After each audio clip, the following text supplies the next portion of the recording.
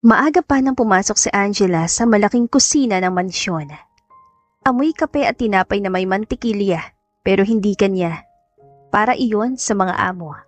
Para sa kanya, kape sa lumang termos at pandesal na nilagay pa niya kagabi sa maliit na supot. Good morning, Angge. Bati ni Ate Lisa ang headmaid habang naglilista ng mga gagawin. Ikaw sa luman si Lididonia. Linis, ayos ng aparador, dusting. Huwag gagalawin yung mga kahon sa dulo ha, mga laala raw yun. Kape ate. Sagot ni Angela, pilit na nakangiti. Nasanay na siya sumunod, masama raw ang mausisa. Kinagat niya ang pandesal sa gilid ng lababo, tinungga ang kape at nagkunwaring hindi siya kinakabahan. Unang linggo pa lang niya sa mansyon na ito, bawat sahig na nakikrik, parang tunog na tinetesting siya kung bagay ba siya rito. Pag-akyat niya, sinalubong siya ng malalaking painting, mga lumang larawan ng angkan, mga nakabarong, mga nakaputing saya, mga ngiting walang pagod. Tahimik ang buong pasilyo. Sa dulo nandoon ang lumang silid ng Donya. May pilas ng kortinang kulay cream, makapalang alikabok sa bintana at may amoy na halo ng pabango at lumang papel. Okay, Angela. Focus. Bulong niya sa sarili. Isinuot ang face mask at sinimula ng pagwawalis. Walis, punas, ayos, walang papalpak. Habang nag-aayos ang aparador, napansin niya ang isang pihit ng drawer na parang nakalabas ng kaunti. Hinila niya ng marahan, sumpungin, bumigay. May tumunog na click, parang may nag-unlock.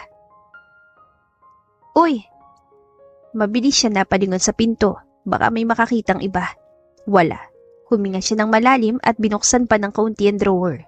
Sa bandang likod, may nakasingit na maliit na pirasong bakal, parang susi. Grabe, parang pelikula. Bulong niya, napapangiti sa kaba. Huwag ka nang mapusok, Angela. Isinara niya na sana ang drawer pero may liwanag na tumama sa ilalim ng kama. Parang sumasalpok sa metal. Yumuko siya, sinilip ang pinakailalim. May malaking lumang baul, kahoy na may kiniskis na ukit at may isang munting butas ng susian na kulay tanso. Kinabahan siya. Huwag, sabi ng isang boses sa isip niya. Tukso. Pero nasa palad na niya ang susi. Kusa itong dumulas mula sa drawer pupunta sa kamay niya para bang may humihila. Pag may nakita ka, report agad. Paalala ni Ate Lisa, huwag kang magtatangka. Pinikit niya mga mata. Trabaho mo lang, Angela, huwag kang lalampas. Pero parang may humihila rin sa kanila papalapit. Niluhod niya ang sarili sa malamig na sahig. Ipinasok ang susi sa butas at dahan-dahang pinihit. Click. Sumingaw ang amoy ng lumang kahoy at pabulong na alikabok. Tinakpan niya ang ilong. Binuksan niya ng kaunti. Sapat para sumilip. Sa loob may nakabalot na pelus na tela, kulay maroon at nakaipit ang isang liham na may lumang tatak. Isang crest na hindi niya kilala. Pinagpapawisan ng palad niya kahit malamig ang kwarto. Teka, bulong niya. Baka memorabilia lang to. Hinawakan niyang tela at marahang inangat. Sa ilalim, nakaayos sa maliliit na kahon na kulay itim na may manipis na gintong guhit. Inangkat niya ang isa, magaan, binuksan. Diyos ko, kusang kumawala ang hangin sa dibdib niya. Isang set ng hikaw na perlas, kumikislap kahit mapusyaw ang ilaw ng umagang yun. Hindi ito costume jewelry. Alam na alam niya, nung high school, nagtrabaho siya minsan sa tindahan ng accessory sa palengke. Ibang bagsak ng liwanag sa tunay na perlas. Iba ang lamig sa balat. Angge! Tinig na Ate Lisa mula sa pasilyo. Okay ka lang dyan? Po, opo, linis lang po. Sagot niya agad. Medyo napataas ang boses. Mabilis niyang sinarang maliit na kahon. Ibinalik sa pwesto. At pinakiramdaman ang tibok ng puso niya na parang gustong kumawala sa mask. Tahimik na muling lumayo ang mga yabag ni Ate Liza. Nawala ang tunog. Nasa kanya muli ang katahimikan. Bakit nakatago? Tanong niya sa sarili, halos pabulong, para may kasama siyang kausap. Kung kayamanan to, bakit andito lang sa ilalim ng kama? At bakit may sulat? Kinuha niya ang lumang liham. Sa harap, para kay M. Huwag bubuksan ng iba. M? Sino si M? Hindi niya binuksan ang liham. Sino ba siya para basahin yun? Pero ang mga daliri niya nanginginig sa tukso. Isang tingin lang, isang saglit. Hindi. Hindi mo liham yan. Ibinalik niya ang sulat, pinilit. Dinampot niya ang isa pang maliit na kahon. Iba ang bigat. Mas mabigat. Binuksan. Isang singsing na may esmeralda sa gitna. Napapalibutan ng maliliit na diamante. Dahan-dahan niyang pinagmasdan. Nahuhulog ang tingin sa pagkinang nito. Para ba sa engagement? Para ba sa kasal? Bakit parang hindi pa nagamit? Angela! Bumalik ang boses ng konsensya niya. Huwag kang mapahamak. Isinara niya ang kahon. Itinakip ang pelos. Dahan-dahang ibinaba ang lid ng baul, ngunit hindi niya tuluyang sinara. Iniwang bahagyan nakabukas. Parang kung isasara niya ng buo, tuluyan na rin niyang isasara ang tanong. At ang tanong, dumikit sa isip. Anong kwento ang tinatago nito? Nagpatuloy siya sa paglilinis. Winali sa mga sulok, pinunasan ng tukador. Inayos sa mga lumang aklat. Pero ang damdamin niya, naglalakad pabalik-balik sa baul. Pagkatapos ng kalahating oras, napadpad siya sa aparador. Sa pinakaibabaw, may mga lumang kahon ng sapatos. Inisa-isa niya, tinapik para maalis ang alikabok. Isang kahon ng may sulat. Maris, 1998. Napatigil siya. Si M? Bulong niya. Maris? Sumilip siya sa pinto, tiyak na walang tao. Di naman niya ang kahon. Binuksan ng kaunti. Lumang sash ng debut. May mga pressed flowers at isang Polaroid. Isang dalagang nakaputing bestida, nakangiting parang araw at sa kamay niya. Isang kahon na itim na may gintong guhit. Kamukha ng nasa baula. Maris. Mahinang ulit ni Angela. Sa'yo ba yun? Para siyang nakikitang munti. Parang may malabong pelikula na tumatakbo sa isip niya. Debut, regalo, lihim, pangakong hindi natuloy. Hindi niya alam kung tunay ba o gawa-gawa lang ng pagod na utak. Angge! Sigaw ni Ate Liza mas malapit na. Pakibilisan mo, may bisita daw mamaya, si Sir Christoph dadaan, ayaw niya na magulo. Nalaglag ang Polaroid sa palad niya.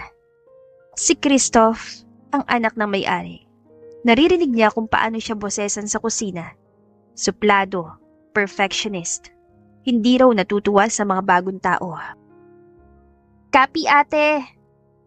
Sagot ni Angela at maingat na binalik ang Polaroid. Isinara ang kahon, inayos ang pagkakalagak at pinunasan ng mga bakas ng alikabok para hindi halatang ginalaw. Bumalik siya sa kama at tinignan ng baula. Nandoon pa rin ang munting siwang. Parang matang nakatingin sa kanya, nag-aanyaya. Isara mo, Angela. Tapusin mo na bago pa lumala ang tukso. Pero nauna ang paa niya kaysa sa isip. Umupo siya sa gilid ng kama at hinagod ang hangin. Naramdaman ang lamig ng metal sa palad. Dahan-dahan niyang binuksan ulit ang baula. Hindi na para magnakaw, kundi para magtanong sa katahimikan. I-report ko ba to? Mahina niyang tanong. Tila may kausap na hindi nakikita. O baka problema lang ang dala nito sa akin. Sumagi sa isip niya mga bayarin sa inuupahang kwarto. Ang gamot ni nanay sa probinsya. Ang laptop ng kapatid na kailangang ipaayos. Kung totoo ang alamat sa TV, isang perlas lang. Ilang buwan na gastos. Napangunot siya. Ano ka ba, Angela? Huwag kang ganun. Hindi atin to. Tinakpan niya ang mukha, huminga ng malalim.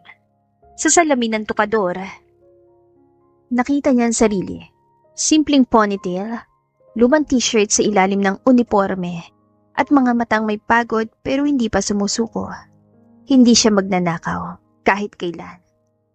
Lord, bulong niya, parang dasal. Kung para sa akin na makakita nito, bigyan mo rin ako ng lakas kung ano ang tama. Pinilit niyan tumayo. Kinuha ang pelos sa tela. maingat na ibinalot ang mga kahon tulad ng dati. Sa kanya ibinaba ang lid, itinulak ng marahan para tuluyang magsara. Click. Tahimik. At sa katahimikan, mas narinig niya ang mga yabag sa pasilyo. Mabibilis, may bigat, parang pamilya sa bahay na ito ang bawat kanto. Kumabog ang dibdib niya. Si Ate Liza ba yun? O kinuha niya ang walis? Nagkunwaring nagwawali sa tabi ng aparador. Pinunasan ng tukador, inayos ang kortina. Kalma, trabaho lang. Wala kang ginagawang masama. Bumukas ang pinto, marahan ngunit tiyak. Ang unang pumasok ay liwanag mula sa pasilyo. Sumunod ang anino ng isang lalaki. Matangkad, may suot na dark polo at relo na kumikislap sa sikat ng araw. Matitigas ang linya ng mukha, parang lahat ay sinusukat. Good morning. Malamig na bati ng lalaki. Nakatitig sa paligid na para bang eksaminasyon ng bawat sulok. Ikaw ang bagong kasambahay? Opo. Sagot ni Angela bahagyang yumuko. Pilit pinipigil ang panginginig ng boses. Ako po si Angela. Hindi nito inabot ang kamay pero hindi rin siya tinapunan ng pangungutya. Mas mapanganib. Pinasok siya ng tinging nakakakuha ng detalye. Napakakonting nito sa ilalim ng kama parang may naramdaman itong kakaiba. Ang alikabok. Anya, malamig ang tono. Dapat walang baka sa sahig. At ang kortina, pantay. Huwag ka rin basta-basta nagbubukas ng mga lumang bagay. Maraming sensitibo sa kwartong ito. Hindi po ako. Napalunok sa Angela. Naglinis lang po ako. Tumango ang lalaki pero nanatili ang tingin sa gilid ng kama. Saka siya muling tumingin kay Angela. Parang sinusukat kung anong kasinungalingan at katotohanan sa mukha nito. Alam mo ba, Anya, ang pinakaayaw ko ay mga taong mausisa. Tama po, sagot ni Angela. Ngayon ay halos bulong. Naramdaman niya ang pawis sa kamay, ang panginginig sa tuhod. Huwag mong titigilan ng ilalim. Huwag. By the way, dagdag niya, ako si Christoph. Sumikip ang mundo ni Angela sa biglaang pagpapakilala. Para bang naburaan lahat ng ingay at naiwan lang ang tibok ng puso niya. Si Christoph, ang anak ng may-ari, ang lalaking pinag-uusapan sa kusina. At heto, nasa harap niya, sa kwartong may baul na kakasara lang. Saglit na katahimikan. Kung may makita kang kakaiba, patuloy ni Christoph, dahan-dahan ang bawat salita. Ipaalam mo sa tamang tao, huwag mong itatago, naiintindihan? Naiintindihan po. Sagot ni Angela, halos hindi lumalabas ang tinig. Opo. Humakbang si Christoph palapit sa tokador. Pinunasan ang ibabaw gamit ang hinlalaki. Snipat ang dulo ng kortina saka tumikhin. May hindi pantay, ayusin mo. Opo. Tumigil siya sa tabi ng kama, yumuko ng bahagya. Marahan tumapik sa gilid ng kahoy. Isang tunog na parang kumakalabit sa hiwaga sa ilalim. Napatigil si Angela sa paghinga. Pero hindi siya sumilip. Tumuwid si Christoph. Tandaan mo, sabi niya, mas mababa ang boses. Ang mansyong ito, maraming bagay na mas mabuting hindi mo pinakikialaman. Tinitigan siya nito sandali, parang may nahuhuli sa liwanag ng mata niya. Saka lumingon at lumabas ng silid. Muling sumara ang pinto. Naiwan si Angela, hawak ang kortina. Nilalaro ang laylayan para pantayin. Pero hindi kumikilos ang kamay. Tanging baul sa ilalim ng kama ang kumikirot sa isip niya. At ang pangalan na natagpuan niya sa lumang kahon, Marisa. Humugot siya na malalim na hininga. Trabaho lang. Bulong niya. Trabaho lang, Angela. Pero nang dumikit ang talampakan niya sa sahig para ayusin ang kortina, naramdaman niya ang napakabanayad na hangin na galing sa ilalim. Parang buntong hininga ng isang lihim na matagal nang ikinulong. At sa kauna-unahang araw niya sa mansyon, alam niyang hindi lang alikabok ang lilinisin niya. May kasaysayan. At may kapalit ang katahimikan. Tahimik ang mansyon matapos umalis si Christoph. Ngunit hindi rin matahimik si Angela.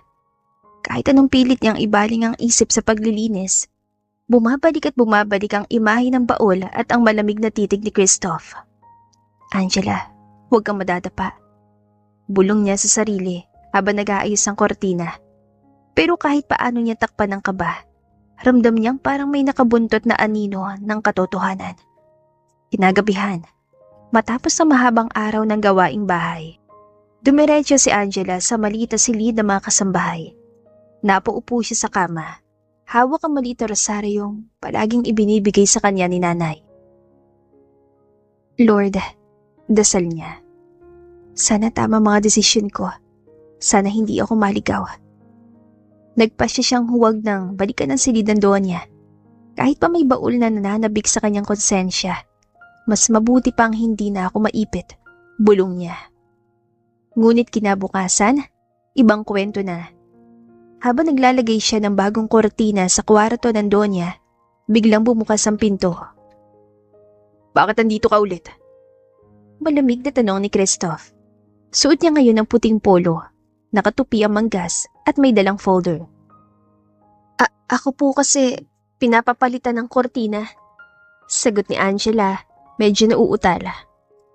Kasi po madumi na raw. Naningkit ang mga mata ni Christoph. Nilapitan niyang aparador, tila may hinahanap. Saka dumiretso sa kama at bago pa makapagsalita si Angela, lumuhod siya at biglang sinilip ang ilalim. Sir, mabilis na awat ni Angela, pero huli na. Nakita na ni Christoph ang baul na kahapon lang niyang pinakailaman. Mabagal ngunit matatag ang boses si Christoph. Bakit bukas?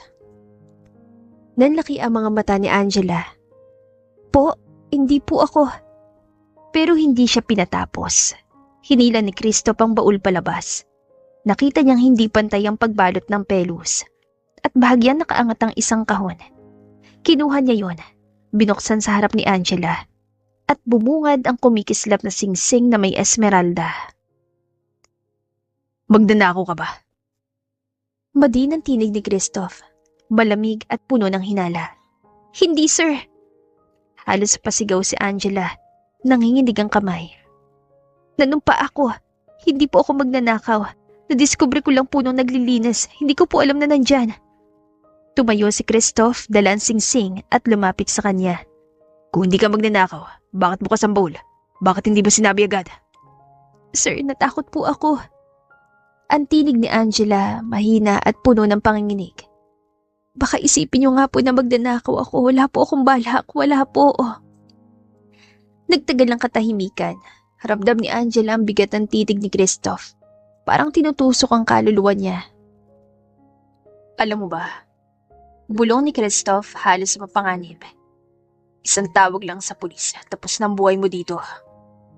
Napatigil si Angela. Napalunok halos lumuha. Sir, huwag niyo po akong ipapulis. Hindi po ako magnanakaw. Kung gusto niyo, alisin niyo na lang po ako sa trabaho pero huwag niyo po akong ipahiya. May pamilya po akong umaasa sa akin. Nakita ni Christoph ang pamumuo ng luha sa mata ng kasambahay. Isang sandaling hindi niya inaasahan. Hindi ito tingin ng isang magnanakaw. Ito ay tingin ng isang taong desperado. Pero totoo ang sinasabi. Dahan-dahan niyang ibinalik ang singsing sa kahon at isinara. Huwag kang umiyak. Sir. Nanginginig pa rin ang boses ni Angela. Tumalikod si Christoph. Hawak ang baul. Kung gusto mong manatili dito, may isang kondisyon. Natigilan si Angela. Kondisyon? Mananahimik ka. Diretsong sagot ni Christoph. Hindi lumilingon. Walang kahit isang salita tungkol dito. Sa iba, sa kasambahay, sa pamilya ko, sa kahit kanino. Gawat ako lang nakakaalam na nakita mo to, naiintindihan mo. Nakatulala si Angela, hindi makapaniwala sa narinig.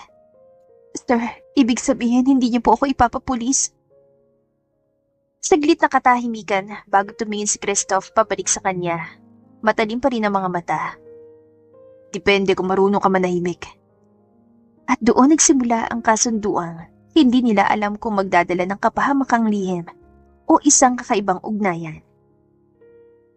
Gabi na nang matapos ni Angela ang gawaing naka-assign sa kanya bilang personal assistant. Tahimik ang mansyon, katingkad ang mga chandelier, Malayong ugong ng mga sasakyan sa highway at kumakaluskos lang ang mga dahon sa hardin. Pero sa loob ng dibdib niya may ingay, parang tambol. Simula nang tanggapin niyang kasunduan, bawat galaw niya ay may kapalit na kaba. Angela! Tawag ni Ate Liza mula sa service corridor. Bitbit ang tray ng tsaa. Pakihatid mo to kay Sir Christoph sa study. Gusto niya mainit bago magbasa. Copy, ate. Bahagyang umiti si Angela. Kinuha ang tray at nagdahan-dahan sa pasilyo. Huminto siya saglit sa lumang painting sa pagitan ng dalawang pinto. Isang babaeng nakaputing bestida, may kalmadong ngiti, at sa dibdib ay kumikislap ang Esmeralda. Kamukhang kamukha na nakita niya sa buol. Napalunok siya. Si Maris ba to? Bakit parang tuwing gabi lang ako ganito kataranta? Bulong niya saka kumatok sa study. Sir, tipo. Pasok. Sagot ni Christoph, hindi tumitingin. Nakayuko sa papel. Maingat na ibinaba ni Angela ang tray. Sinigurong walang kalansing. May kailangan pa po kayo? Dito ka muna. Hindi pa rin ito tumitingin. Basahin mo itong listahan at itype mo bukas ng umaga, inventory. Napatingin si Angela sa papel. Mga serial number, taon at description ng jewelry. Halos pabulong. Doon tumingin si Christoph. Saglit lang, pero sapat para maramdaman niya ang bigat ng titig. Family assets, routine check. Okay po, sagot niya. Medyo nahihiya at umupo sa side table. Gagawin ko po first thing. Tahimik silang dalawa. Pumapalong orasan sa dingding. Tik-tok, tik-tok. Sa labas umuulan na naman. Palaho ng ulan sa bubong. Pabulong na tila paalala. May lihim dito. Angela. Basag ni Christoph sa katahimikan. Kanina ka pa nakatitig sa painting sa hallway. Bakit? No sir, napansin ko lang. Napahawak siya sa rosaryo sa bulsa ng apron. Maganda po, parang may kwento. Malamang. Tumikim si Christoph. Bumalik sa papeles pero hindi rin nagtagala. Yung Esmeralda sa painting, nakita mo na ba sa bahay? Nakita? Muntik nang madulas ang dila niya. Hindi po, sa picture lang.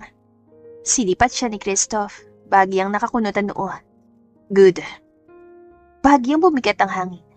Ang hindi nasasabi mas matulis kaysa sa binibitawang salita. At ang hindi pagtanong, minsan mas maingay kaysa sa lecture. Sir, maingat na sabi ni Angela. Pwede po bang magtanong? Depende. Kung bakit po kailangan ng personal assistant, nandiyan naman po sa Ate Liza si Mang hindi sila. Putol ni Christoph. Malamig pero hindi na kasing tanim. Ikaw ang kailangan ko para tahimik. Tahimik. At sa pagitan ng salitang tahimik at ng titig na idinampi sa kanya, para may ikinulong na damdamin sa loob ng silid. Mabilis na tumayo si Angela. Sige po sir, kung wala na po aalis na po ako. Sandali. Pigil ni Christoph. Yung lumang silid ng Donya, sarado ba ngayon? Sinara ko na po. Sagot niya. Ramdaman sigip sa lalamunan. Nilinis ko po na maigi. Tumango si Christoph. Good. Paglabas ni Angela, napapikit siya. Humugot ang hangin. Huwag kang madudulas. Kinabukasan, alas 7 pa lang ay nasa pantry na siya. Nagtatype ng inventory. Sharp EM98 / emerald ring, oval cat with small diamonds / year unknown. Napahinto siya. Year unknown? Parang may nawawalan detalye. Coffee? Si Mang Ben, ang hardinero na minsan ding tumutulong sa kusina. Ang puyat ka, iya. Konti lang po, kay Sir Christoph tong pinapagawa. Ngumiti siya. Salamat po. Mahigpit si Sir. Bulong ni Mang Ben. Medyo nakikitungo pero may kabigat-bigat na tono. Pero hindi masamang tao. May dinadala lang. Dinadala? Usisa ni Angela. Anong ibig niyo pong sabihin? Umiling si Mang Ben. Tumikim, saka tumingin sa labas ng bintana. Ang mga lumang bahay maraming alaala. Yung iba masaya. Yung iba, hindi nila nilalayasan ng mga dingding. Bago pa man makasagot si Angela, pumasok sa Ate Liza, bit-bit ang folder. Angela, bilisan mo yung encoding, tapos iakyat mo agad sa study. Opo, ate. Paggalis at dalawa, muling tumimo sa isip niya ang Esmeralda at ang pangalang Maris. Huwag Angela. Pinilit niyang tapusin ang encoding. Pag-akyat niya sa study, naroon na rin si Christoph, nakadungaw sa bintana, parang may hinihintay. Tapos na? Opo. Inabot niya ang printout. Pinacheck ko na rin po ang spacing at margins. Tinignan niya ito mabilis. Good. Sa kamara, napalayo ang tingin pabalik sa bintana. May paparating mamaya. Huwag ka magtatagal sa sala kapag nandun na sila. Sino po? Atiyahin. Nagtas ito ng kilay. Maraming tanong yun. Ayoko may masabi ka mali. Wala naman po akong Angela. Pinutol niya. Mas banayad pero malinaw. Tahimik. Copy, sir.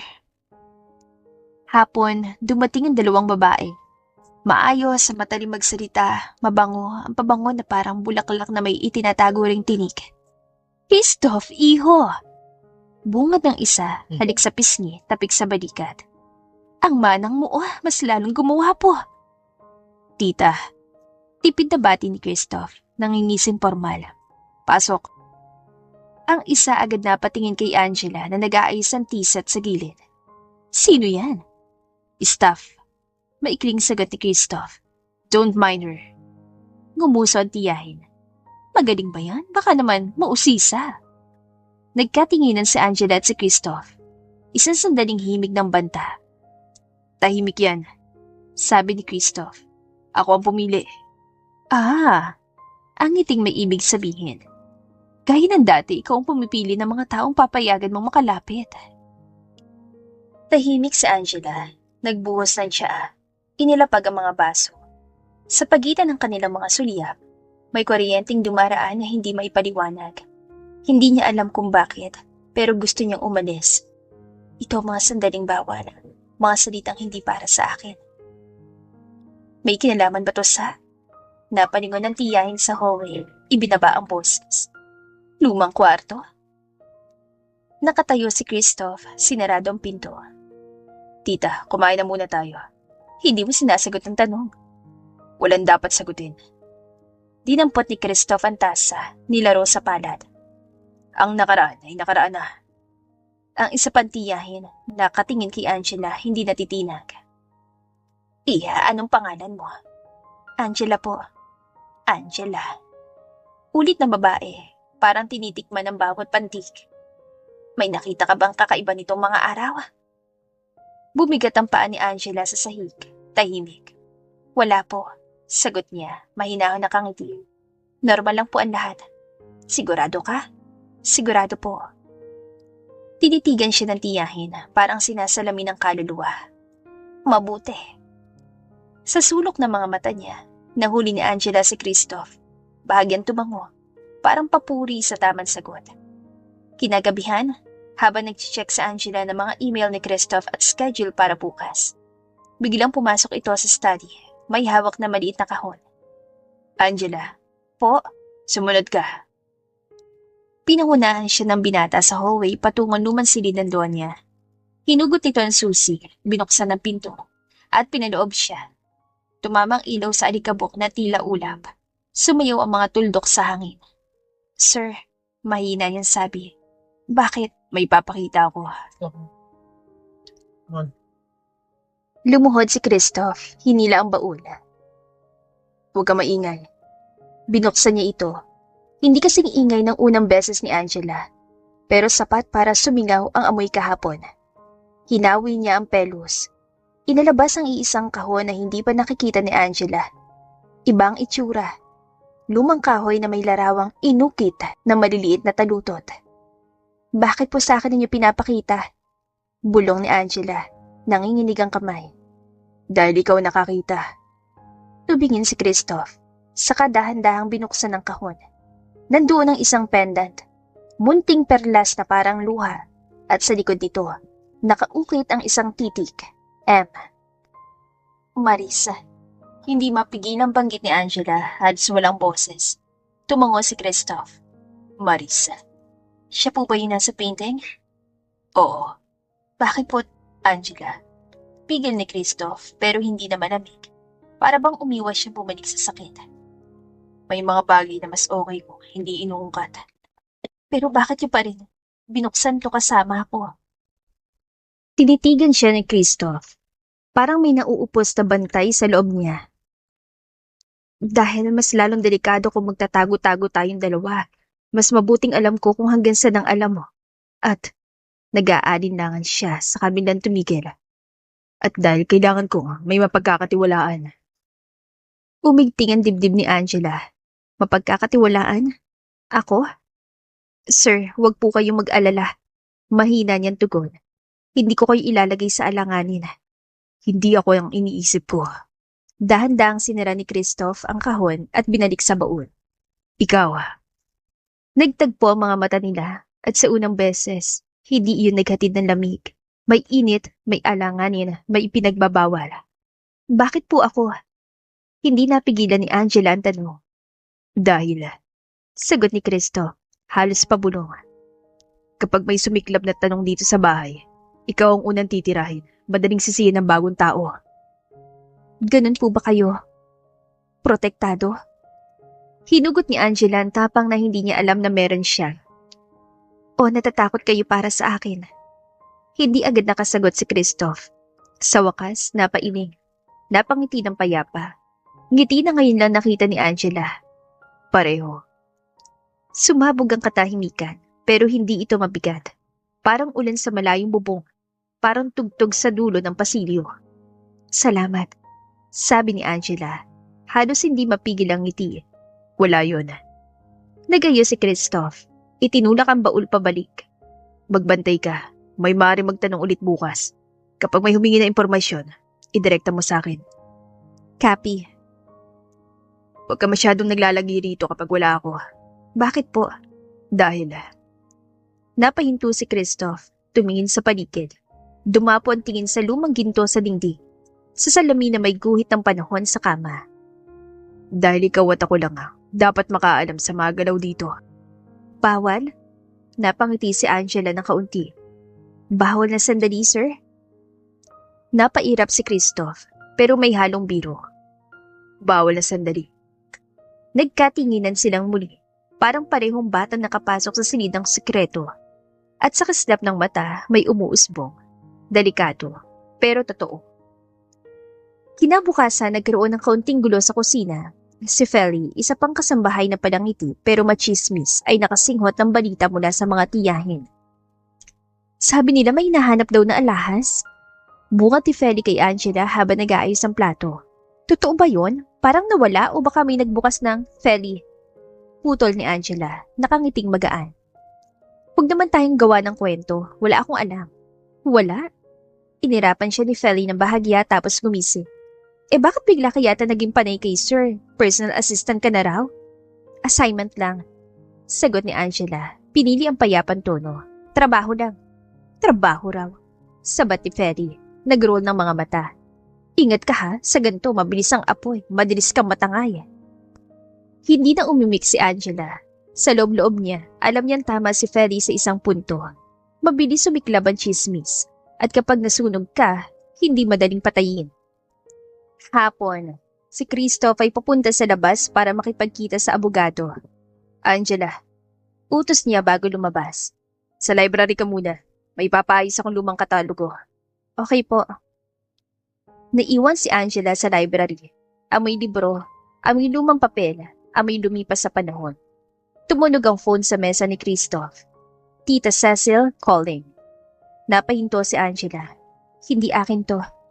Hahayaan na sana niyan tumunog, pero pangalawang ring pa lang pumasok si Feli. Biglang kunwari mag-aayos ang kortina, pero ang tingin ay sa cellphone. Uy, si Tita Cecil yan, sagutin mo na. Ani Feli, pagak ang boses na parang sanay sa intriga. Baka importante. Hindi ko pwedeng sagutin yan. Mariing bulong ni Angela. Hindi sa akin at bawal. Arte, saglit lang. Aabutin sana ni Feli ang phone pero mabilis na naitulak ni Angela ang drawer. Isinara ang telepono sa loob bago pa ito makialam. Feli, huwag. Nagkatitigan silang dalawa. Yung titig na may laban, may pagsubok at may senyales ng paparating na gulo.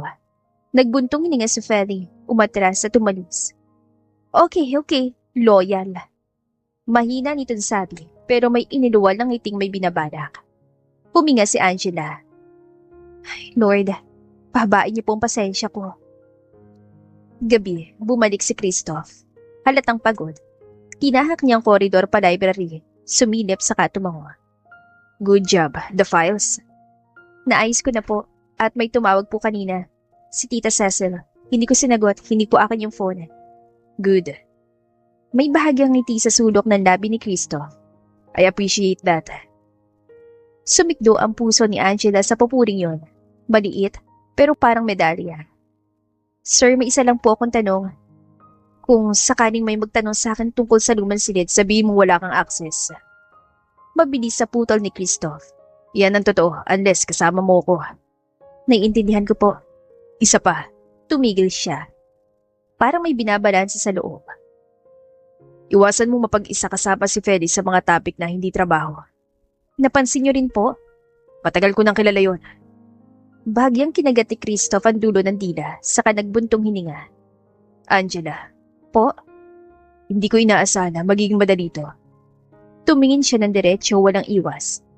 Pero habang tumatagal, mas napapatunayan kung tamang pinili kong assistant. Nanuyo ang lalamunan ni Angela. Salamat po. Gagawin ko po lahat para hindi kayo mapahiya. Huwag mo ko alalahanin. Mahina niyang sagot. Alagaan mo sarili mo. Napasa po si Angela sa dibdib. Kunwari inaayos ang ID. Tinatakpan ng biglang pagbilis ng tibok. Opo, sir. Good night. Sabi ni Christoph, dahan-dahan tumalikod. Good night po, sagot niya. Nananatili sa pinto. At doon, huminto si Christoph. Lumingon ng kaunti, parang may sasabihin pa. Wala, tumuloy na ito. Si Angela naman, naiwan sa saglit na yun. Bawal, pero nagningning. Mga sandaling bawal, pero bakit parang dito ko nararamdaman na buhay ako? Makalipas ang ilang minuto, hindi pa rin siya mapakali. Napadpad ang paan niya sa lumang silid ng Donya. Sarado, tahimik. Pero sa sahig, may manipis na bakas ng sapatos. Hindi kanya, hindi rin kay Cristo. May pumasok? Bulong niya, kinilabutan. Dahan-dahan niyang nilapit ang tenga sa pinto. Walang tunog. Hinawakan niyang seradura, sarado. Pinadaan ang ilaw mula sa phone. May pinong alikabok na parang kinuhitan ng daliri. Tumuturo papunta sa ilalim. Sa direksyon ng baula. Hindi posible. Bulong niya, tumitigas ang bato. Si Sir lang may susi. Bumalik siya sa library. Mabilis pero maingat ang hakbang. Sir, message niya sa phone ni Christoph. Pinipindot ang keypad na nagniningning. May kakaiba sa labas ng silid ng Donya. Nag-reply ito agad. Huwag kang lalapit, papunta ako. Maya-maya sumulpot si Christoph sa hallway. Matalim ang mga mata. Saan? Tignan niyo po ito. Itinuro niya ang bakas sa sahig.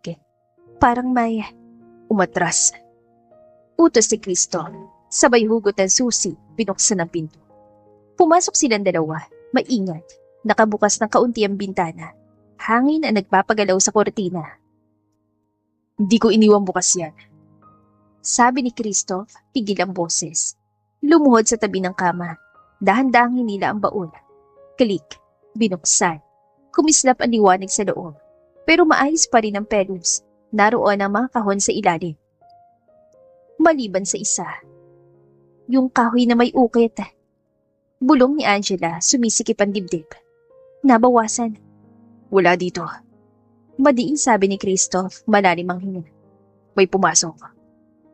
Nagtagpo ang tingin nila, kabado, at sabay na lumalim ang lihim na nagbubuklod sa kanila. Hindi na lang ito tungkol sa bawat sandali, may panganib. May ibang kamay na dumikit sa kayamanan, at baka pati sa kanilang dalawa. Sir, halos pabulong ang tinig ni Angela. Anong gagawin natin? Tumindig si Christoph, matatag. Magbabantay, at mananahimik pa rin. Tumingin siya kay Angela, mabigat at malinaw. Pero mula ngayon, Angela, huwag mo na akong tawagin, sir, kapag tayong dalawa lang. Ha? Napamulagat siya. Ano po? Christoph lang. Bahagyan lumambot ang ngiti. Mas mabilis yun kapag delikado. Umiling si Angela, hindi makakilos. Baka po, trust me. Putol niya, mababa ang boses. At ako, magtitiwala sa'yo. Sa sandaling yun, nagkalapat ang dalawang salita na bihirang magtagpo sa mansyon. Tiwala at bawal. At sa pagitan nila, si Angela at si Christoph, hindi pa magkasintahan. Pero hindi na rin simpleng amo at kasambahay. May lihim silang pinangangalagaan. May kalabang hindi nila nakikita at may pusong dahan-dahang natutong sumayaw sa gilid ng apoy. Sa labas, muling bumuhos ang ulan. Sa loob, may pangakong hindi binitawan sa salita na sa bawat bawal na sandali, pipiliin nilang maging kakampi. At sa pinakamadilim na sulok ng silid, may matang hindi nila alam na nakamasid. Isang aninong kumukuyom ng maliit na kahoy na kahon na may inukit na taluton. May kapalitang katahimikan at magsisimula na ang singil. Mabigat ang simoy ng hangin kinabukasan sa mansyon. Kahit kalmado ang paligid, ramdam ni Angela na may nakasilid na tensyon. Simula nang madiskubre nila ni Christoph na nawawala ang kahoy na kahon mula sa baul, hindi na siya mapakali. Lalo't sinabi nitong may ibang pumasok sa silid. Habang nag-aayos siya ng mga papeles sa study, hindi niya maiwasang mag-isip. Bakit ako sinama ni Christoph sa sikreto? Hindi ba't mas madali para sa kanya kung siya na lang nakakaalam? Angela. Napatigil siya. Si Christoph, nakatayo sa may pintuan. Hawak ang jacket. Samahan mo ako sa labas, may pupuntahan tayo. Po, Sir Christoph. Putol niya mariin ang titig. Tawagin mo akong Christoph kapag tayong dalawa lang. Tandaan mo yan. Napayuko si Angela, bahagyang namula. Sige, Christoph. Dinala siya nito sa isang maliit na hardin sa likod ng mansyon, kung saan halos hindi na nagagamit ang gazebo. Doon, inilapag ni Christoph ang jacket sa upuan at tumikim. Angela, kailangan kita maging honest ngayon. Kinabahan siya. Tungkol saan? Tungkol sa nakita mo. Tungkol sa naramdaman mo na mabuksan mo ang baul. Umigop siya ng hangin. Pinakiramdaman ang tibok ng puso. Kung sasabihin ko ang totoo, natakot ako at nabulabog kasi hindi ko alam kung bakit nakatago yun at bakit parang may malungkot na kwento ang lahat ng iyon. Tumango si Christoph, seryoso mukha. Marisa. Oo, yung pangalan sa Polaroid sa pendant. Tumingin siya sa mga mata ng binata. Sino siya sa inyo? Sandali siya natahimik. Humugot na malalim na buntong hininga si Christoph. Siya ang tita ko. Dapat siya magmamana ng ilang alahas. Pero may nangyari hindi malinaw hanggang ngayon. Bigla siya nawala nung bata pa ako. Nagulat si Angela. Nawala? Hanggang ngayon, wala nakakaalam kung saan siya napunta. Bumigat ang boses si Christoph. At ang pendant na may initial na M, huling nakita sa kanya. Nanlamig ang balat ni Angela. Ibig sabihin, baka may kinalaman na nawawalang kahon? Posible. Malalim ang tingin ni Christoph sa binalik kay Angela. Kaya nga kita tinanong, ano nararamdaman mo nang hawakan mo mga alahas? Sa totoo lang Nagtagal ang katahimikan bago siya sumagot. Para bang, hindi lang kayamanan yon. Parang may sumpa. May kwento ng luha. Hindi ko alam kung bakit ko naramdaman pero ganun talaga, Christoph. Humigpit ang panga ng binata, saka ito lumapit. Halos maramdaman na ni Angela ang init ng hininga niya. Alam mo bang ikaw lang ang nakapagsabi niyan ng diretsahan? Lahat ng tao dito, takot magsalita, takot mabunyag ang totoo. Nanginginig si Angela, hindi dahil sa takot, kundi dahil sa lapit ni Christoph. Hindi ko po intensyon Pinutol siya ng binata. Angela, simula na makita kita kahapon sa kwartong yun, nagbago ang lahat. Nag-angat siya ng mata. Anong ibig mong sabihin? Saglit na katahimikan. Saka dumula sa mga salita mula sa labi ni Christoph.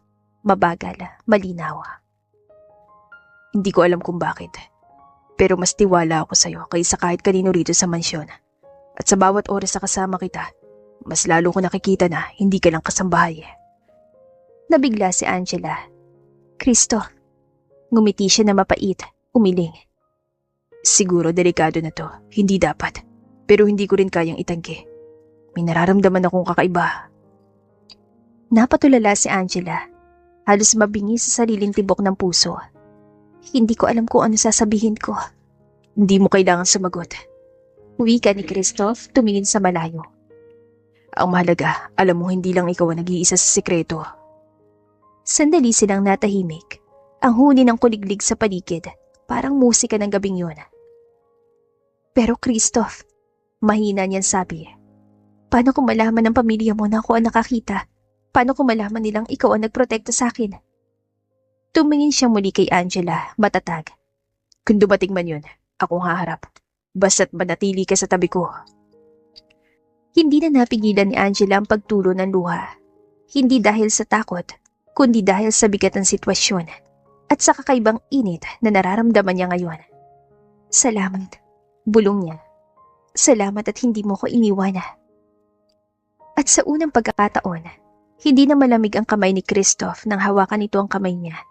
Mainit, totoo, mapanganib. Oo, pero para bang may kasamang pangako. Angela, bulong niya halos pabulong. Simula ngayon, hindi ka na nag-iisa. At doon nagsimula ang unang pag-amin. Hindi pa man malinaw kung saan hahantong, pero tiyak na magbabago ang lahat. Mabigat ang umagang yon sa mansyon. Walang halakhak, walang masiglang usapan sa kusina. Kahit ang mga kasambahay, tila tahimik, parang may inaantabayanan. Si Angela na may ramdam ang bigat sa dibdib. Mula ng pag-usapan nila ni Christoph ang nawawalang kahon, hindi na siya mapakali. Angela, tawag ni Ate Liza habang nag-aayos sa mga bulaklak sa malaking florera sa sala. Ipapatawag daw kayo ng Donya, sabay na rin ni si Christoph. Nanlaki ang mga mata ni Angela. Ha? Ako po? Bakit pati ako? Hindi ko alam. Sagot ni Ate Liza, pero ang tinig nito ay may halong pag-aalala. Bihira kang ipatawag ng Donya at kapag nangyari may mabigat na dahilan. Napalunok si Angela. Lord, tulungan niyo po ako. Pagpasok nila sa silid ng Donya, bumungad ang matandang babae sa malaking upuang yari sa kahoy na nara. May hawak itong baston at sa kabila ng edad, matalim pa rin ang tingin. Christoph. Bungad ng Donya. Mababa pero buo ang boses. At ikaw. Tumingin ito kay Angela na agad yumuko. Ang bagong kasambahay. Opo, Donya. Sagot ni Angela nanginginig.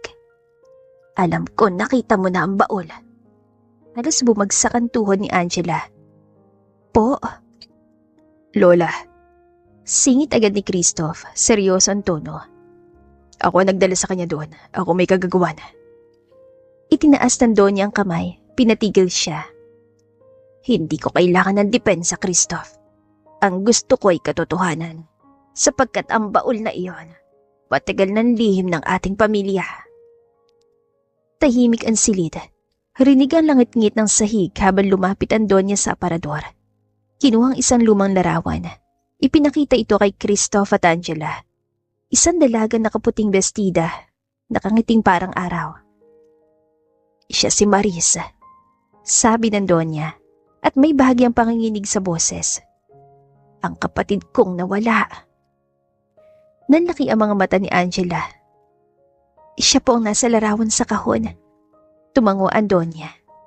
Oo, at siya rin ang tunay na may-ari ng karamihan sa alahas sa bahul. Ang pendant na may initial na M. Huling nakita sa kanya bago siya nawala. Lola. Mahigpit ang tono ni Christoph. Ano po ba talaga nangyari kay Tita Marisa? Huminga ng malalim ang Donya, saka umupo muli. Minsan, hindi lahat ng yaman ay pagpapala. Ang ilan ay sumpa. Ang mga alas na iyon, hindi lang ginto at bato. May kasaysayan ng pag-aagawan, inggit at pagtataksil. Noong bata pa ako, nasaksihan ko kung paano muntik nang magwasak ng pamilyang kayamanang iyan. Tumigil siya, tinitigan si Angela. Alam kong mapanganib na muling mabuksan ang baul, kaya't matagal ko yung ipinagkandado. Kung ganun, Lola, giit ni Christoph, bakit hindi yun na lang itinapon o ibinaon para matapos na? Umiling ang Donya. Hindi ganun kadali. Ang mga alahas na yan bahagi ng kasisay ng pamilya. At kung mawawala yun, magbubukas ng mas malalim na sugat. Isang sugat na ayaw ko na maranasan ninyo. Nagpatuloy siya, mabigat ang tinig. Kaya ipinagbabawal kong buksan ang silid. At ngayon nalaman kong may isa nang nawawala sa mga kahon. Ibig sabihin, may kamay na nagtangkang magnakaw ng lihim ng ating pamilya. Napatingin si Angela kay Christoph. Pareho silang natigilan. Lola, mariing wika ni Christoph. Kami lang ni Angela ang pumasok sa silid, pero hindi kami ang kumuha ng nawawalang kahon. Naningkit ang mata ng Donya. Kung gayon, may traidor sa loob ng bahay na ito. Napasinghap si Angela. Traidor? Isang tao na alam ang sikreto ng baul at handang gamitin iyon laban sa atin. Dagdag ng Donya. Kaya't simula ngayon, Christoph, ikaw ang bahalang magbantay. At ikaw, Angela. Huminto siya. Tinitigan si Angela ng diretsyo. Ikaw ang magiging susi kung paano natin matutuklasan ang katotohanan. Nalaglag ang panga ni Angela. Ako po? Bakit po ako? Dahil ikaw ang nakakita. At minsan ang mga mata ng isang inosente ay mas nakakakita kaysa sa mata ng isang dugong bughawa. Tumindig si Christoph. Seryoso ang mukha. Kung ganun, Lola, hayaan niyong ako magprotekta kay Angela. Gumiti ang Donya, mapait ngunit puno ng pagtitiwala. Protektahan mo siya, sapagkat sa kamay niyong dalawa nakasalalay ang sikreto ng ating pamilya. Paglabas sila ng silid, pareho silang tahimik. Na makalayo, humugot ng hininga si Angela. Christoph, hindi ko kaya to. Ako pa ang susi. Lumapit siya, hawak ang balikat ng dalaga. Angela, huwag ka matakot. Nandito ako. Kahit anong mangyari, hindi kita iiwan. Nagtagpo ang kanilang mga mata at sa sandaling yon, hindi na nila maitatanggi. Hindi lang sila pinagbubuklod ng lihim, kundi ng damdamin na pilit sumisibol sa gitna ng panganib. Tahimik ang pasilyo matapos ang mabigat na pag-uusap sa silid ng Donya. Ang bawat hakbang ni Angela ay parang tinik sa kanyang talampakan. Hindi niya alam kung paano kakayanin ang bigat na ibinuhos sa kanya. Ikaw ang magiging susi. Angela. Tawag ni Christoph habang magkasabay silang bumababa sa hagdan. Malamig ang tono ngunit puno ng katiyakan. Hindi ka nag-iisa, tandaan mo yan. Napatingin siya rito at sa unang pagkakataon, parang nabawasan ang bigat sa kanyang dibdib. Pero kasabay noon, naramdaman niya ang kakaibang kirot. Isang damdaming hindi dapat, ngunit hindi niya rin kayang pigilan. Hapon, pinili ni Christoph na dalhin si Angela sa hardin sa likod ng mansyon. Tahimik doon, malayo sa mga mata ng mga kasambahay at sa mga tiyahin na laging mapanuri. Dito tayo mag-usap, sabi niya, nakaupo sa lumang bangko na gawa sa bakal. Mas ligtas. Umupo si Angela, hawak ang rosaryong palaging nasa bulsa niya. Christoph, hindi ko talaga maintindihan. Bakit ako? Hindi ba't mas delikado kung akong sasangkot? Exactly, sagot ni Christoph. Mas delikado kung wala akong alam sa lahat ng ginagawa mo. Kung kasama kita at alam kung anong hawak mo, mas madali kitang poprotektahan. Tama ka nga. Mahina niyang bulong. Pero paano kung ako mismo maging dahilan ng panganib mo? Humugot ng malalim na hininga si Christoph. Saka tumingin ng diretso sa kanya. Angela, simula na makita kita sa kwartong yun. Alam kong iba ka. Wala kang intensyong magnakaw o manira. At kung may hahabol sa'yo dahil sa lihim na pamilya ko, hahabulin muna nila ako. Naiwasang ngumiti si Angela. Bagaman may halong kaba. Alam mo bang minsan, napakasupla. Mabilis siyang tumigil, namula. Mahigpit ka, pero kapag nagsalita ka ng ganyan parang iba. Napatawa si Christoph. Bigirang eksena na hindi nakikita ng marami. Huwag kang mag-alala. Sa kanila suplado pa rin ako, pero sa'yo. Tumigil siya para nag-aalangan. Sa'yo, hindi ko kaya magtago. Habang nag-uusap sila sa hardin, hindi nila namalayang may nakamasid mula sa bintana ng kusina. Si Feli. Nakakunutan noon ito, nakapamaywang. Hindi ako bulag. Bulong niya sa sarili. Iba na talaga sama ng dalawang yan. At sigurado akong may kinalaman yan sa bowl na yan. Naglakad siya pabalik sa kusina, dala ang lihim na panibugho at balak na mag-ingat. Kinagabihan, pinatawag ni Christoph si Angela sa library para ayusin ang ilang lumang dokumento. Habang nag-aayos siya ng mga libro sa estante, nakatitig si Christoph sa kanya para bang sinusuri ang bawat galaw. Angela, Tawag niya. Po? kung sakaling may pumilit sa'yo magsalita tungkol sa baul, ano gagawin mo? Puminto siya saglit, saka bumulong. Mananahimik, kahit anong mangyari. Ngumiti si Christoph ng payapa. Good. Lumapit siya ng bahagya, hawak ang isang lumang libro, pero halatang ibang bagay ang nasa isip. Alam mo bang bihira akong magtiwala? Napatitig si Angela. Bakit ako? Hindi ko rin alam. Bumuntong hininga siya, saka ngumiti ng banayad. Pero may kakaiba sa'yo na hindi ko maipaliwanag. Hindi na nakasagot si Angela. Ang pagitan nila ay napuno ng isang katahimikan nagsisigaw ng damdaming bawal. Ilang araw matapos ang revelasyon ng Donya, may kakaibang pangyayari sa mansyon. Isang gabi, nagising si Angela sa ingay ng mga yabag sa pasilyo. Dahan-dahan siya lumabas ng silid ng mga kasambahay at sinundan ng tunog. Puminto siya sa tapat ng silid ng Donya. Sarado ang pinto, pero sa sahig may bakas ng putik. At sa gilid ng pinto, may iniwang piraso ng tela, itim, at halatang hinatak sa pagmamadali. May pumasok na naman. Kinabukasan, agad niya itong sinumbong kay Christoph. Angela, Seryoso ang tono niya.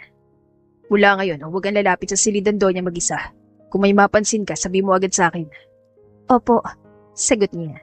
Pero ramdam niyang mas lalong lumalalim ang panganib. Isang hapon, habang nasa baranda sila at pinagmamasdan ng ulan, nagsalita si Christoph. Angela, alam ko mahirap para sa'yo lahat ng ito. Pero gusto kong marinig mula sa'yo. Natatakot ka ba? Tahimik siya na patingin sa ulan. Oo, natatakot ako mawalan ng trabaho, masira ang pangalan ko o madami ang pamilya ko sa probinsya. Pero higit sa lahat, natatakot ako mahulog sa isang bagay na hindi ko alam kung kaya kong pangatawanan. Tumingin si Christoph, kunutan noo. Anong ibig mo sabihin? Huminga ng malalim si Angela. Natatakot ako mahulog sa iyo. Nanaki ang mga mata ni Christoph. Hindi agad siya nakapagsalita. Sa halip, dahan-dahan siya lumapit.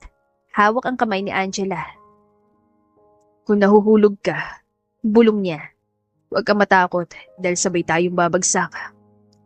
Ngunit sa gitna ng unti-unting paglalapit ng kanilang puso, gumalaw na rin ang traidor. Sa kusina, habang nag-uusap sina Ferry at isa pang kasambahay, may sinadyang pinakawalan salita. Alam mo ba, Anya, baka raw magnanakaw si Angela. Lagi siyang kasama ni Sir. Baka ginagamit lang siya para makuha ang tiwala. Mabilis na kumalat ang bulong-bulungan. At bago matapos ang araw, nakarating ito sa mga tiyahin. Isang gabi, pinatawag si Angela sa dining hall kung saan naroon ang 2 tiyahin at ilang kasambahay. Nakatayo si Christoph sa dulo ng mesa, malamig ang ekspresyon. Angela, bungad ang isa sa mga tiyahin. May mga bulong-bulungan tungkol sa iyo na ikaw daw ang dahilan kung bakit nabuksan muli ang baon. Namula si Angela, halos mawala ng boses. Hindi po totoo yun. Wala po akong intention pero ikaw lang ang nakakitang kasama ni Christoph sa lumang silid. Sabat ng isa pa. Paano ka namin paniniwalaan? Enough! Malakas ang tinig ni Christoph, tumayo siya at hinarap ang lahat. Ako ang nagdala kay Angela doon. Ako ang nag-utos sa kanya. Kung may sisisihin kayo, ako yon, hindi siya.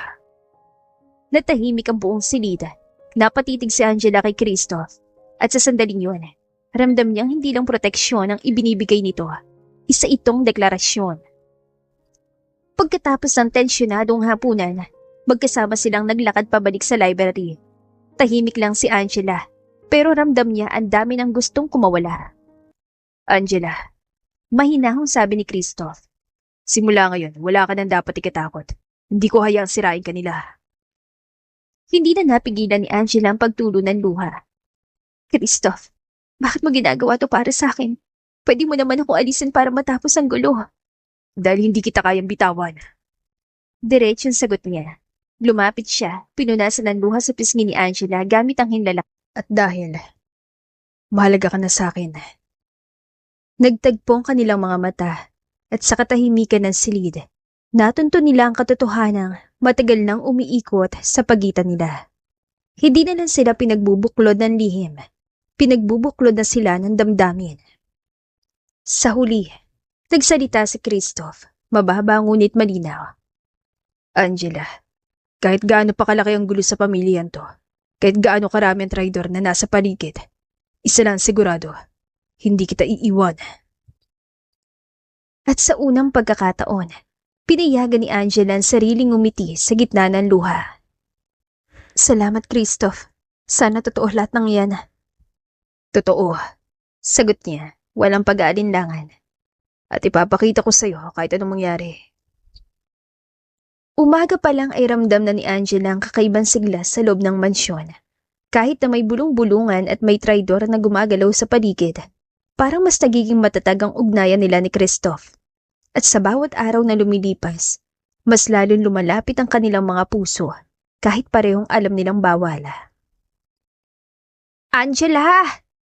Singsong na tawag ni Feli habang abala si Angela sa paghuhugas ng plato. Ang sweet yun ni Sir kagabi ha. Kita ko kayong dalawa naglalakad papuntang library. Halos magdikit ng balikat. Napatingin si Angela, medyo namula. Hindi totoo yun, may pinapagawa lang siya. Gumisi si Feli. Sus, huwag ka na mag-deny. Kita naman ang lahat. Kung hindi pa man ngayon, sigurado ako, may something na. Napabuntong hininga si Angela at pinilit ngumiti. Trabaho lang, Feli. Huwag kang gumawa ng sariling kwento. Ngunit sa loob-loob niya, totoo ang sinabi ni Feli. Oo, may kakaiba na. Hapon, nakaupo si Christoph sa baranda. Nakahilig sa upuan. Hawak ang isang libro. Paglabas ni Angela, agad siyang tinawag dito. Angela, dito ka. Po? Dito ka sa tabi ko. Wala naman tayong ginagawa pero gusto ko nandito ka. Umupo siya medyo kinakabahan. Christoph, baka makita tayo ng iba. Ngumisi ang binata. Nakapikit pa rin habang nakasandal. Hayaan mo sila. Sabi mo man lang nilang clingy ako. Wala akong pakialam. Ang mahalaga, kasama kita. Napangiti si Angela. Kinagat ang labi para pigilang mapahalakhak. Grabe ka, hindi ka na nahihiya. Bakit ako mahihiya? Binuksan ni Christoph ang mata. Tinitigan siya ng direkta. Kung ang puso ko malinaw naman kung sinong gusto niyang kasama. Napalunok si Angela. Hindi makatingin ng diretsyo. Christoph. Kinagabihan. Matapos ang hapunan, pinatawag siya ni Christoph sa library. Angela, samahan mo ko ayusin tong files. Tapos sabay tayo mag-check ng baul. Magkatabi silang nakaupo sa mahabang mesa. Sa bawat pagabot ni Christoph ng dokumento, halos magdikit ang kanilang mga kamay. At sa bawat pagkakataon, tila lumulundag ang puso ni Angela. Sorry. Bulong niya nang minsan nagkasabay ang kamay nila. Gumisi si Christoph. Bakit ka nagsasorry? Gusto ko nga yun eh. Namula si Angela, napayuko. Nakakahiya. Lumapit si Christoph, halos madama niya ang hininga nito sa gilid ng tenga niya. Hindi nakakahiya kung totoo.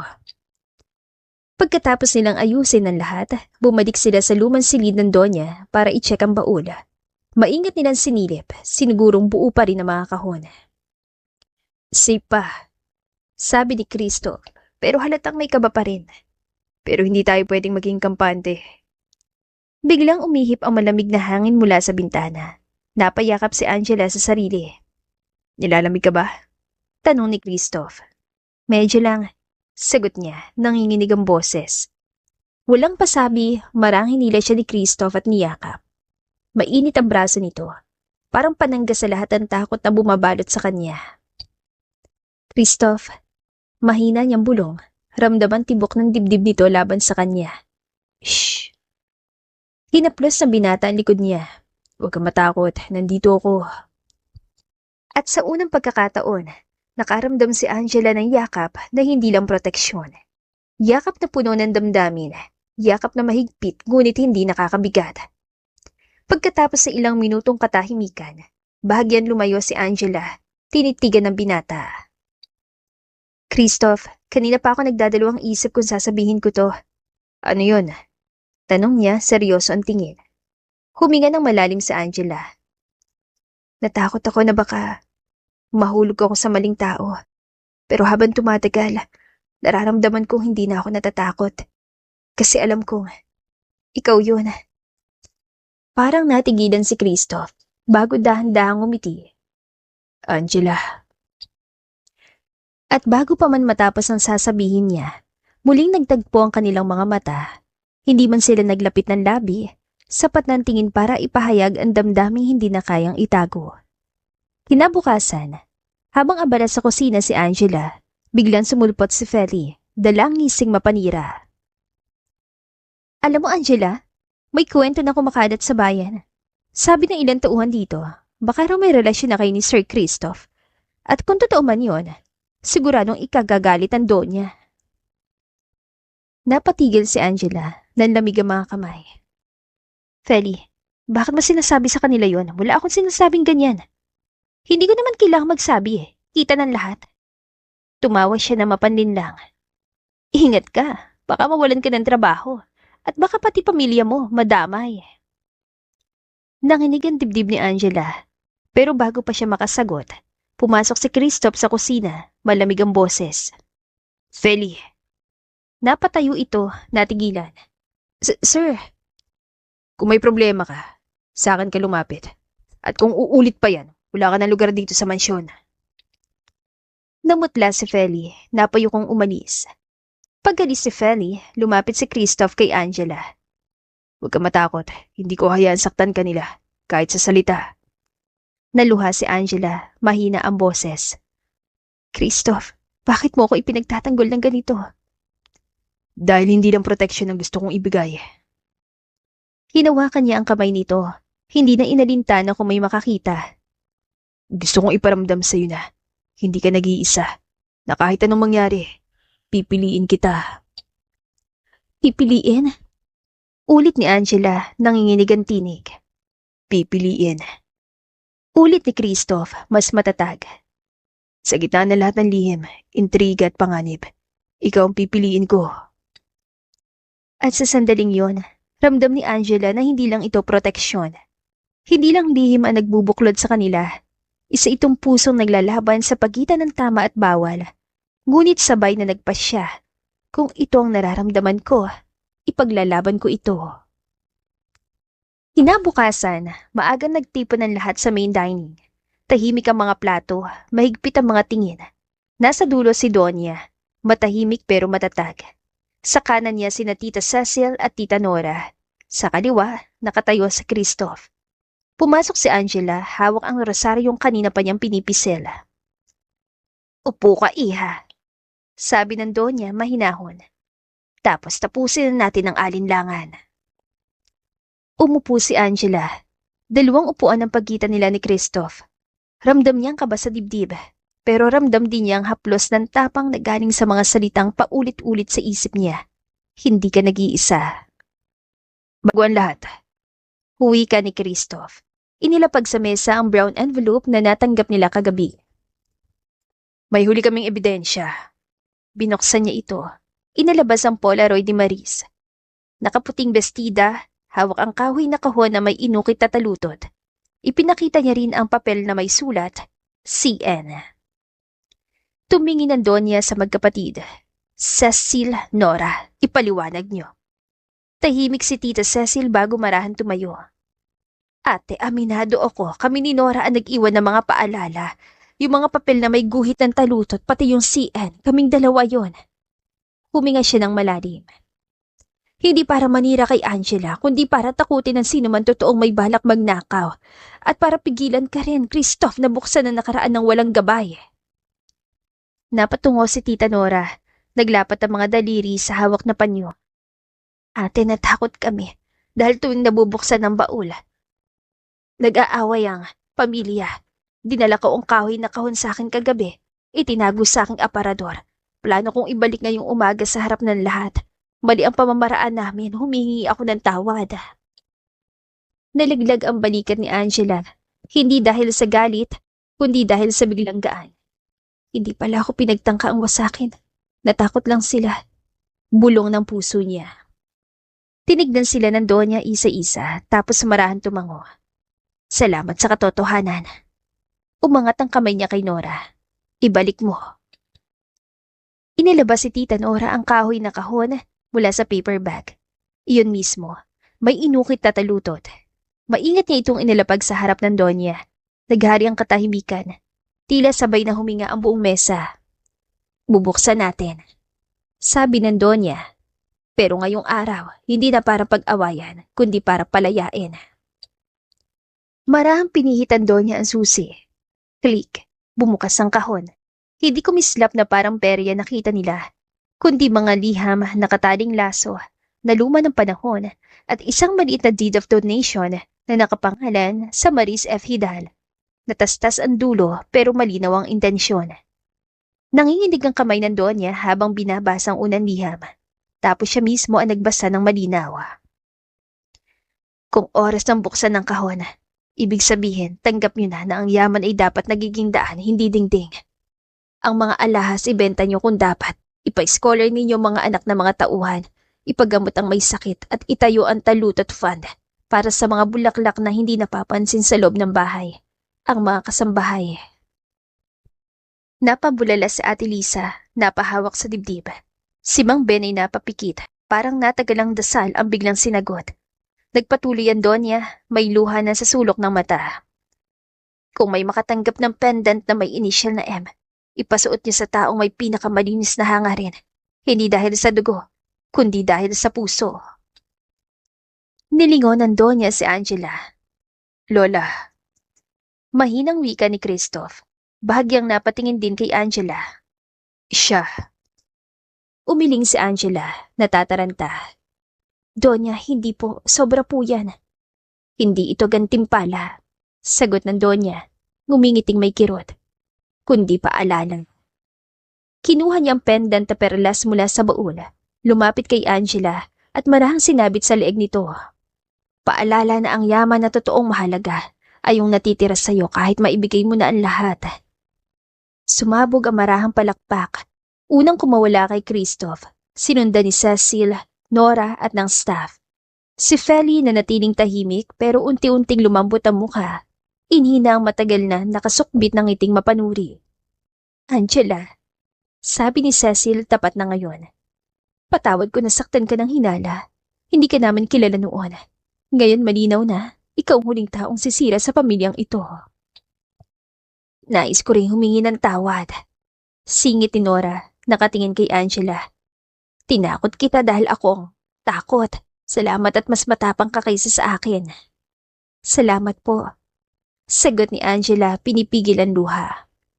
Hindi ako perpekto, natakot din po ako. Pero kung kaya niyo akong pagkatiwalaan, handa po akong tumulong buuin yung talutot fund. Simula ngayon. Wika ng Donya, tumindig ng diretsyo. Itatatag natin ang Talutot Foundation. Si Christoph ang mamumuno.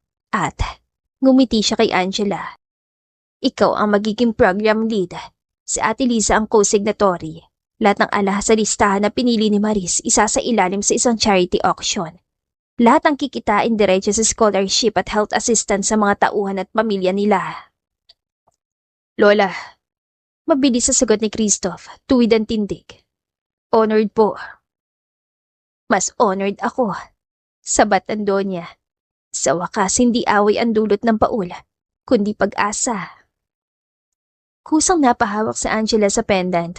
Mainit, parang tibok ng pusong kumakalma. May isa pa po. Abot tanaw ni Feli. Mahina pero tapat ang boses. Donya, Sir, Angela, patawad. Nauna ang bibig ko kay sa bait. Kung papayag kayo, gusto kong tumulong sa foundation. Marunong po ako magsulat ng counting reports at marunong din naman ako makinig. Umangat ang gilid ng labi. Sarkastikong natuto sa sarili. This time, sa tamang bagay na pakinggan. Nagkatinginan si Christoph at Angela, saka sila sabay na tumango. Welcome ka, sabi ni Christoph. Pero no to chismis, yes to testimonies. Copy, sagot ni Feli. Napatawa at napaiyak sa isang sandali. Promise. Humakbang si Mang Ben, binunot ang kwintas sa proteksyon. Donya, regalo ko po ito sa opisina ng foundation. Paalala na ang bahay. Pag iningatan ng mabubuting tao, hindi na kailangang bantayan ng takot. Tinanggap ng Donya. Salamat, Ben. At parang may pader na bumagsak na hindi maingay. Ang sala na kanina'y parang courtroom, biglang naging tahanan. Hapon na makalabas si Angela at Christoph sa veranda. Naguhugas ang araw sa mga dahon, may hangin na hindi malamig, hindi mainit, sakto lang para magtanim. Ang ganda. Bulong ni Angela, abot tanaw ang hardin. Hindi ko akalaing aabot sa ganito. Hindi rin ako. Sagot ni Christoph. Nakatingin sa kanya higit sa tanawin. Pero may isang bagay akong alam noon pa. Ano? Tanong niya, bahagyan na kayuko. Hawak ang pendant. Na hindi ko kayang isuko ka. Napalunok si Angela pero ngumiti. Kahit na bawal? Tapos na ang bawal. Tapat ni Christoph. Ang natitira, totoo. Napahinga si Angela ng malalim. Pinakaramdaman ng tahimik na sigaw ng kaligayahan. Christoph, hindi ako sanay sa ganyan salita. Masasanay ka rin. Biro niya sabay abot ng kamay. Simula sa ngayon, masasanay ka na sa atin. Pinag-interlock ni Angela ang kanilang mga daliri. Simple, tahimik, pero mas mabigat sa unong singsing. Sige, sa atin. Umusan si Christoph ng kaunti, inilapat ang noo sa kanya. Mahal kita. Pabulong, malinaw, walang takot. Napapigit si Angela, humalakak na may luha. Mahal din kita. At sa halip na sampol ng sakit, pag-ibig ang unang tinanggap ng mansyon sa mahabang panahon. Kinabukasan sa harap ng Donya, nilagdaan ng papeles ng talud at foundation. Nandoon ang staff, ang mga tiyahin at ilang kinatawan mula sa munisipyo na handang tumulong sa auction at accounting. Mahigpit ang proseso, malinis ang panimula. Para kay Maris. Sabi ng Donya nakataas ang baso ng tsaa. At para sa lahat ng Maris sa mundo, mga pusong umalis para maglingkod at umaasang balang araw mauunawaan. Luminga siya sa mga kapatid. Cecil, Nora, salamat sa pag-amin. Patawarin niyo rin ako kung nagkulang ako magpaliwanag noon. Niyakap ni Cecil at Nora ang kanilang ate. Tapos sabay na tumingin kay Angela. Salamat sa'yo. Kung wala ka, hindi natin ito mabubuksan ng may galang. Hindi ako. Sagot ni Angela, umiiling na nakangiti. Si Maris, yung mga liham niya, parang kamay na dahan-dahan nagbukas ng pinto. Kung ganun, sabi ni Christoph. Panatilihin nating bukas, para sa iba. Lumipas ang 3 buwan, naibenta sa auction ng ilang alahas kasamang Esmeralda ring na dati kinakatakutan ni Angela na hawakan. Lahat ng pondo iniulat ng malinaw. Ipinaskil sa bulletin ng barangay, ipinadala ang breakdown sa lahat ng staff. 2 anak ng kasambahayang scholar na sa kolehiyo. 3 natulungan sa pagpapagamot at may maliit na silid-aralan sa likod ng mansyon na tinawag nilang silid talutot para sa evening classes ng mga manggagawa at kanilang pamilya.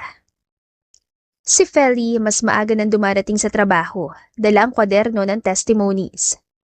Hindi na ako reporter ng chismis. Biro niya kay Angela. Archivist na ako ng pagbabago. Si Ate Lisa, co-signatory na may pinakamatibay na pirma. Kapag pera ng foundation, hindi pwedeng pakyut ang accounting. Sabi niya, pero lagi siya nakangiti. Si Mang Ben naglalakad pa rin sa hardin, pero ngayon, kasama 2 batang scholar. Tinuturuan niya magtanim ng pechay at magkwenta ng patubig. Science at puso. Turo niya. Parehong kailangan. At ang mansyon, mas maliwanag ang bintana nito. Hindi dahil sa bagong kortina, kundi dahil sa loob. Wala nang nakaimbak na sigalot. Ang baul ay naroon pa rin, pero may bagong layunin. Mga mahalagang litrato at kopya ng ulat ng foundation. Kwento ng kayamanang nagamit para tumulong. Isang hapon, sa ilalim ng gazebo, inabot ni Christoph kay Angela ang isang maliit na kahon. Hindi kahoy, simpleng velvet lang. Wala itong sumpa, biro niya. Puro pangako lang. Napatigil si Angela, nagulat pero natatawa. Ano to? Binuksan ni Christoph. Sing-sing. Hindi kasing laki ng Esmeralda, pero kumikislap tulad ng mga mata nilang kapwang natuto. Hindi ko gustong maging lihim ang pag-ibig natin. Kinuha niya ang kamay ni Angela. Pakakasalan mo ba ako? Hindi na umandar ang oras o baka dumaan ng napakagaan. Napaluha si Angela. Tumawa habang umiiyak at tumango. Oo, Christoph. Sumiklab ang palakpakan sa likod dahil siyempre nakasilip si Feli sa Ate Liza at si Mang Ben mula sa halamanan. Foundation at forever! Hiyaw ni Feli, kinakawayan ng tsinelas na parang bandila. Lumapit ang Donya, marang hinawakan ng pisngi ni Angela. Anak, hindi ko pipigilan ng pag-ibig na merong magbahagi. Iyan ang tunay na kayamanan. Salamat po, Donya. Sagot ni Angela, niyakap ito. At sa gilid ng barandilya, pumatak ang isang sinag ng araw sa pendant na M sa leeg ni Angela. Kumikinang ito. Hindi lang bilang alahas, kundi bilang pangalan na matagal na naghintay. Maris. Sa wakas, naintindihan siya ng tahanang iniwan niya. Sa wakas, naging liwanag ang lihim. Ang ulan, wala na. Ang hangin, maamo. Ang mga talutat sa hardin, bukas sabay-sabay. At ang pasilyo na dating madilim, may mga yapak na ngayon. Hindi patakas kundi patungo. Sa isang bahay na natutong magmahal, magpatawad at magbahagi. Pagkalipas naman ng 6 na buwan, at ang talutat foundation ay hindi na lang kwento ng isang baul. Isa na itong ugat na kumapit sa lupa at naghahain ng mga bagong dahon araw-araw. Sa gilid ng mansyon, katabi ng silid talutot, may itinayong maliit na punong hardin. Sampagita, rosal at iilang talutot na kulay rosas na itinuring na simbolo ng paalaala. Ang yaman ay dapat daan, hindi dingding. Isang Sabado ng umaga, nagsama-sama ang lahat para sa unang talutot Scholars Assembly. May tarpaulin na simple, para kay Maris, para sa marami. Sa gitna nakaupo si Donya, mas maliksi kaysa dati. Hawak ang baston pero umaapaw ang ngiti.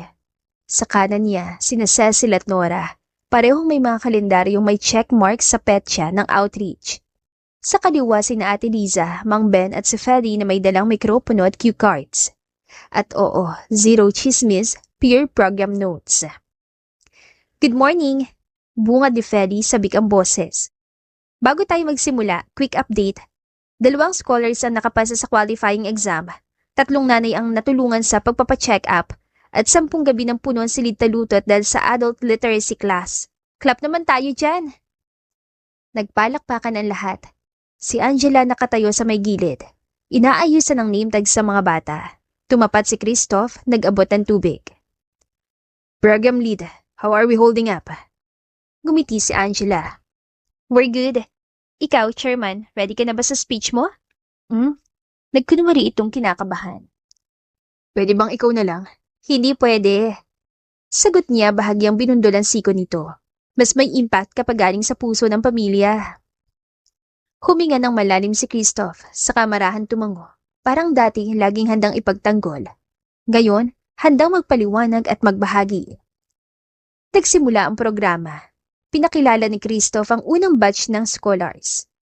Kung si Maris ang nandito, sigurado akong uupo siya sa pinakalikod tahimik. Pero umiilaw ang mata kapag ang usapan ay pag-asa. Wika niya. Kaya ngayong araw, pipirma tayo hindi ng liham, kundi ng mga pangako. Sa mga batang ito sa kanilang pamilya at sa komunidad na kasama nating babangon. Isang batang babae ang lumapit sa entablado. Manipis ang tsinelas, makinis ang ngiti. Ako po si Mika, sabi niya. Minsan tindera ng yema sa labas ng mansyon. Salamat po sa foundation. Ang sarap po palang magbasa ng tuloy-tuloy. Nakangiting tumango si Angela, kinawayan si Mika. Her story is a secret treasure. Bulong niya, hindi na kailangan ng mikropono. Sa sumunod na bahagi, lumapit si Nora, dalang maliit na kahon. Ate, sabi niya sa Donya, mula sa personal kong aparador, hindi na itinatago. Mga lumang kwintas na hindi ko na maisusuot na may saya. Ipa-auction natin. Ibigay sa libreng gamot para sa mga may anemia at hypertension. Tumingin siya kay Angela.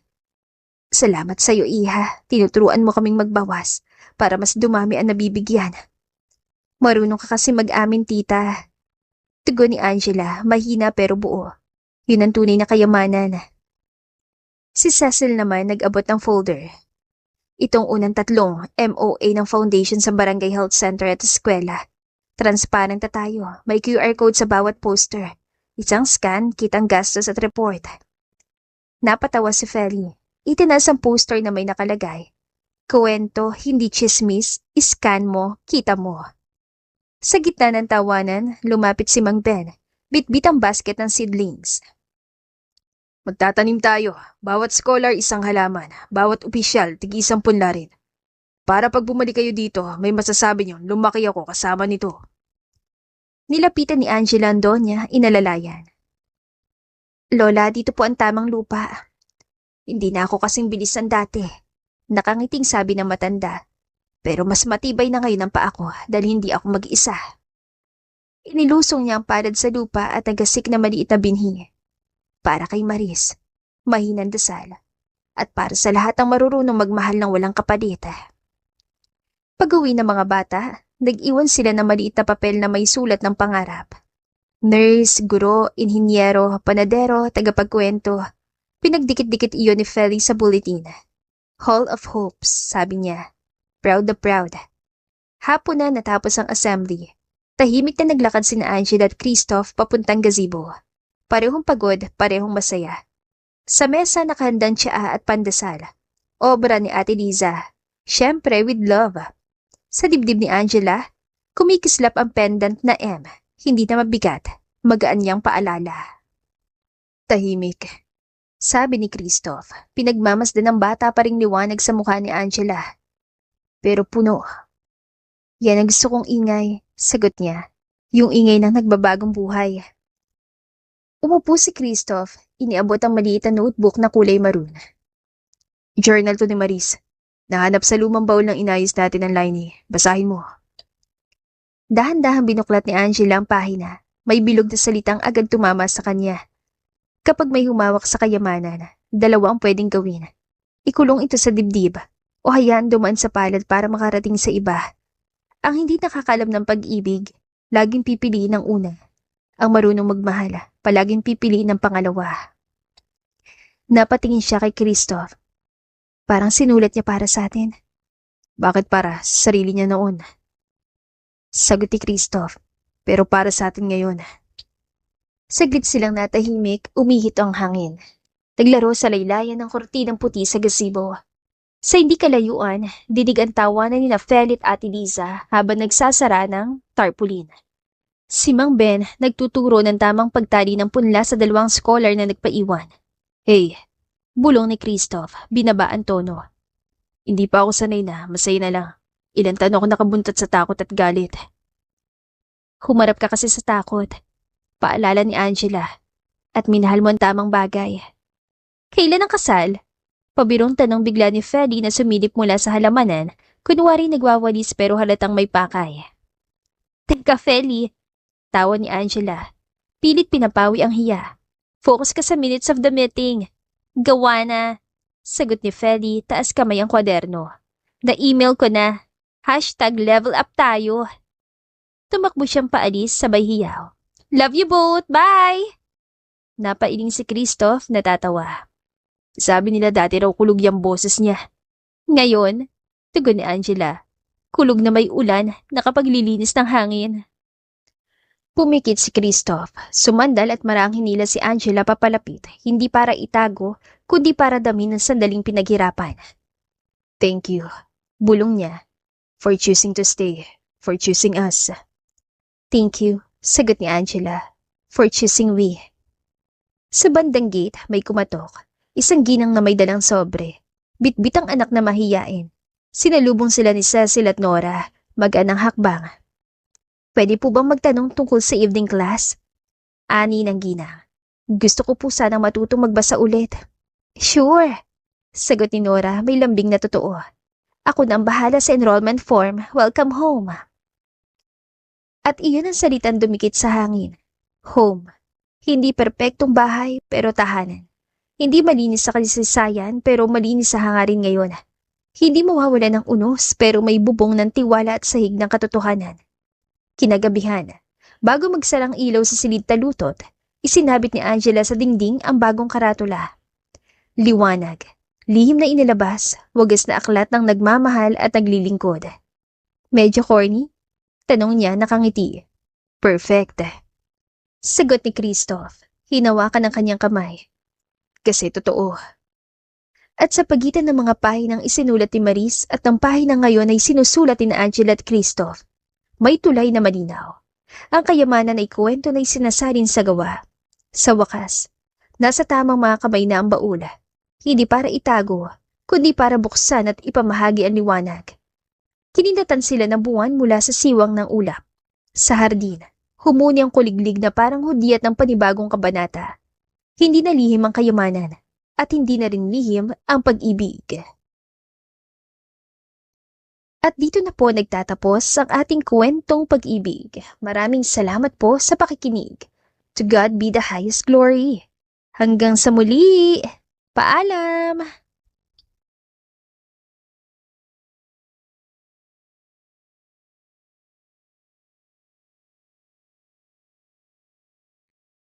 Maaga pa nang pumasok si Angela sa malaking kusina ng mansyon. Amoy